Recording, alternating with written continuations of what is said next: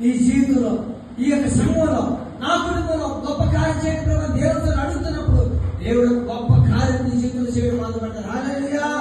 అక్కడ ఎడారుల్లో నదులను పారచేస్తున్నాడు, అరణ్యంలో త్రోవను కలిగేసాడు, ఆ ఎడారిలో నదులను పారచేస్తున్నాడు. ఎడారిలో నీళ్లను, ఎడారిలో కనీసం తాగడానికి కూడా ఒక చిన్న చుక్క కూడా ఉండదు. కానీ దేవుడు అంటాడు నదులను పారచేస్తున్నాడు. నీ జీవితం ఎడారి వల్ల ఉందేమో, నీ జీవితం ఎందుకు పనికిరాని ఎండిపోయిన స్థితిలో ఉందేమో నాకు తెలియదు, కానీ దేవుడు చెప్తున్నాడు నదులను పారచేసేటువంటి ఆశీర్వాదాన్ని నీకు పోతున్నాడు. హల్లెలూయా. మేమేం ఏంటంటారా, దేవుడి కార్యాలు ఉన్నతమైనవి. ఆయన గొప్ప కార్యాలు చేయబోతున్నాడు, ఆయన ఆశ్చర్య కార్యాలు చేయబోతున్నాడు. పాత మర్చిపోండి, ఆ కార్యాలను మర్చిపోండి. పాత ఎవరైతే నేను దూషించారో, ఎవరైతే నేను తేలిగ్గా అన్నారో, ఎవరైతే నీ గురించి చెప్పుకున్నారో, ఓకే వాళ్ళు చెప్పుకునే పర్లేదు, కానీ దేవుడు నీ కోసం ఏం చెప్పుకోతున్నాడో అదే ఇంపార్టెంట్. దేవుడు నీ జీవితంలో ఏం చేయబోతున్నాడో అదే నీకు ఇంపార్టెంట్.